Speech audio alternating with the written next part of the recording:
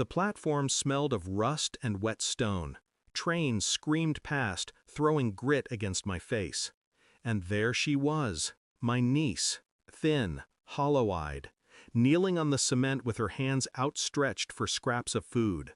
I froze. Her hair was tangled, her dress torn. She looked up at me, lips trembling, whispering only one word, "Please." I pulled out my phone before my mind could catch up with what my eyes were seeing. My brother answered on the second ring. "Your daughter?" I said. "She's at the station. She's begging." He chuckled, distracted, as though I'd interrupted something trivial. "What? My daughter is right here, playing in front of me." The blood drained from my body.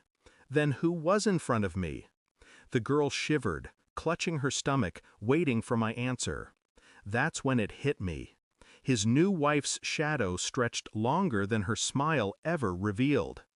I drove home with the girl in my back seat. She barely spoke, ate every crumb from a packet of crackers I found under the seat. When I carried her into my apartment, she clung to me with a strength that didn't belong to someone her size. Later, I called my brother again, told him what I had found. His voice cracked into irritation, then denial. "That's impossible! She's asleep right now!" He didn't hear the faint whimper behind me. Something didn't add up. His daughter was flesh and blood. I had seen her born, held her. Yet this child, starved, broken, looked exactly the same. I studied her as she slept on my couch. Every feature mirrored the girl my brother claimed was at home. Two versions, one cherished, one discarded, but only one truth. I began digging quietly. Hospital records, birth certificates. The dates blurred, overlapped, contradicted. One file stamped, another altered. It didn't take long to see the cracks. His new wife had brought paperwork, stories, explanations. My brother, blind with devotion, signed everything she handed him. One daughter had been paraded in front of family, polished and dressed like proof of a perfect marriage. The other had been erased, hidden, left to rot in the shadows of lies. At the station, I had stumbled upon the secret they thought would never see daylight. I didn't tell my brother, not yet. I wanted him to see it himself. The DNA test arrived in a plain envelope. I didn't need it, but I wanted the silence of certainty. The starving girl was his. Every strand of her hair carried his blood. I waited until the next family dinner. His wife at the head of the table, smug behind her practiced charm.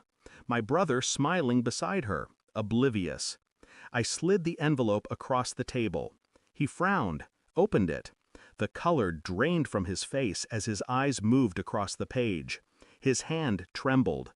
"What is this?" he whispered. His wife's fork clattered against the plate. Her mask cracked in real time.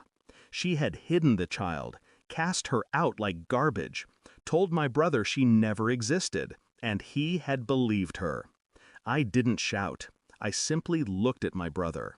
"She begged for food in front of me," I said, "while you sat here believing lies." His wife tried to speak. I cut her off with silence, letting the weight of the truth smother her. I pulled my phone from my pocket.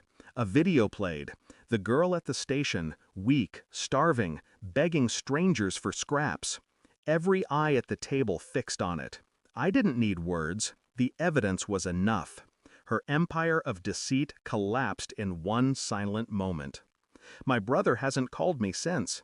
Pride binds him tighter than love ever did. He lives with the version of truth he can tolerate. The discarded child sleeps peacefully in the room I gave her. Her breathing is steady now, no longer jagged with hunger. I've stopped asking myself how a man can be so blind, how a woman can be so cruel. Some answers rot the soul if you chase them too far. What matters is this: the secret was dragged into the light, and some truths, once seen, can never be unseen. Thanks for watching. Don't forget to like, share, and comment. Subscribe now to Cheating Stories Insight World for more amazing stories.